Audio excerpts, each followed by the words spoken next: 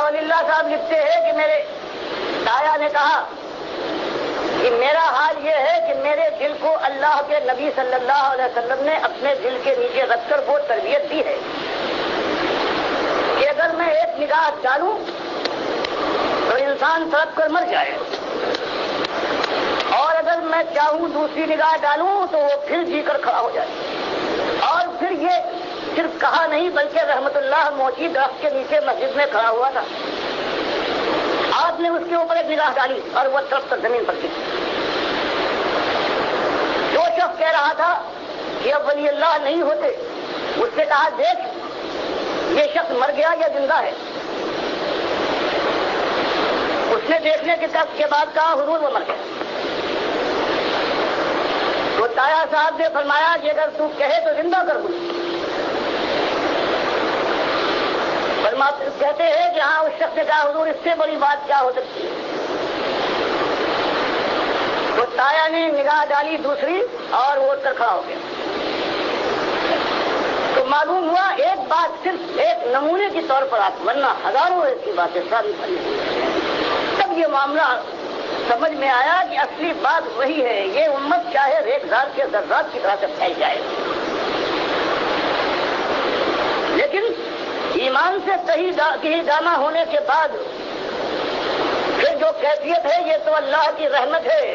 بنو اسرائیل کے ساتھ تو اللہ نے 2 مرتبہ اس سے کئی زیادہ کیا ہے۔ سورہ بنو اسرائیل میں جو آیا ہے کس طرح سے ان کو برباد کیا ہے، یہ تو ایک امت کی بربادی تو ہے۔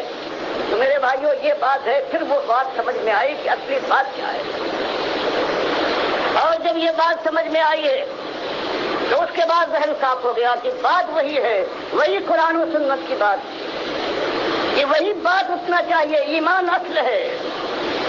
اس کے لیے مالک نے فرمایا ہم نے تم کو تماشا گاہ میں سیر گاہ کے اندر نہیں بھیجا ہے کہ روشوں پر گلگشت کرو، ہوشوں پر ہاتھ مارو اور پھولوں کی سیج پر پیر پسار کے سو جاؤ، اور اس کے بعد یہاں سے اٹھ سے جاؤ اور یا تو کچھ نہ ہو اور یا جنت کے دروازے آواز دے کہ ادھر آؤ۔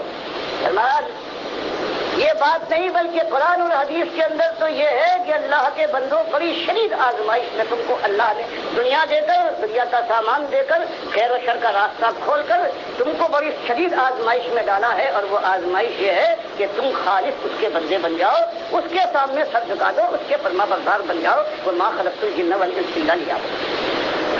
اور اس نے کہا کہ دیکھو آسمان میں نے بنایا، زمین میں نے بچھائی، ہوائیں میں چلاتا ہوں، ماں کے پیٹ کے 3 اندھیروں میں رزق دینے والا تمہارا میں تھا، اس کی چھاتیوں کو میں نے تیار کیا تھا۔ اور دیکھنا سب کچھ ہو جائے، بڑی سی بڑی خطا کر لینا، لیکن ذرا تجعلوا للہ اندادا وانتم تعلمون، دیکھنا زنہار کہیں یہ نہ ہو جائے کہ میرے ساتھ میرے بندوں کو، میرے محتاجوں کو، میرے ساتھ میری ذات میں، میری صفات میں، میرے حقوق میں، میرے اختیارات میں کہیں تم ساتھی ہو شریک بنا لیں۔ بس ایک بات ہے ناقابل معافی ہے بغیر توبہ کے۔ جو ایمان کی حیثیت تھی وہ آہستہ آہستہ اٹھتی گئی، ذہن سے وہ دور ہوتی گئی، اور پھر اس کی جگہ ایسا اطمینان دلایا گیا جب یہ نظریہ۔ دیکھیں ڈاکٹر مسعود الدین عثمانی رحمۃ اللہ علیہ کس طرح زور دے رہے ہیں کہ دیکھو شرک نہیں ہونا چاہیے، اس بات پر بہت پیرا دینا، اور ذرا برابر تمہارے عقیدے کے اندر خرابی نہیں ہونی چاہیے۔ اور شیطان نے پھر وہی وار کیا، اور اندر سے طاغوت اٹھا، اندر سے اس نے آ کے ایسا شرک کا انجیکشن دیا کہ جماعت کو ہوش بھی نہیں رہا۔ یہ آگے پیچھے دیکھ رہی تھی کہ کون ادھر ادھر، یہ جس طرح مورچے سنبھالے ہوئے ہوتے ہیں فوجیوں نے، لیکن اندر سے اگر آ کے کوئی معاملہ کرے تو بتائیے اس کا علاج کیا ہے۔ یہی معاملہ ہے پوری دنیا سے ٹکر لینے والی، اور کسی صورت طاغوت کے ساتھ نرمی نہ کرنے کا عہد کرنے والی، اور کفر بالطاغوت کے اوپر اٹھنے والی یہ جماعت، اس کے اندر یہ شرک آ جائے سجدہ تعظیمی کا، کہ پورے خاندان نے یوسف علیہ السلام کو سجدہ کیا۔ بتاؤ سجدے کا مسئلہ، اللہ کے بندو، اللہ اپنے حقوق کے اندر کسی کو شریک نہیں ٹھہراتا ہے۔ تو اس طرح محمد حنیف نے اس جماعت کے اندر پھر اسی طریقے سے شرک ڈال کے اس دعوت کو بالکل بکھیر دیا، اور آپس میں مومنوں کو جو مجاہد تھے ان کو مجاور بنانے کے بعد آپس میں اس طرح دشمن بنا دیا۔ کیسا شدید وار ہوا ہے ان کے اوپر۔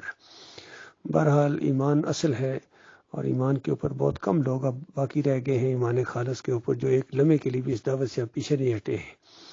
باقی اللہ تعالیٰ کی یہ دین ہے، یہ ہدایت ہے، جس کو مالک یہ ہدایت دے، دل کے اندر اتار دے یہ بات، یہ دعوت بالکل سچی دعوت ہے۔ ہم ڈاکٹر عثمانی رحمۃ اللہ علیہ کے ہم عقیدہ ہیں، ان کے ساتھی ہیں، اور ایمان کی اس شمع کو انشاءاللہ ہم بجھنے نہ دیں گے، یا ہماری جان جائے گی یا یہ دعوت غلبہ پکڑے گی، اور دعوت نے غلبہ پکڑنا ہی پکڑنا، یقین کرو۔ یہ تو ہماری خوش قسمتی ہے کہ اللہ نے ہمیں اس کے ساتھ چمٹا دیا، باقی اس کے بعد اب قیامت ہی ہے، اس سے پہلے غلبہ اسلام ہوگا، اس کی گویا بنیاد رکھی جا رہی ہے، الحمدللہ۔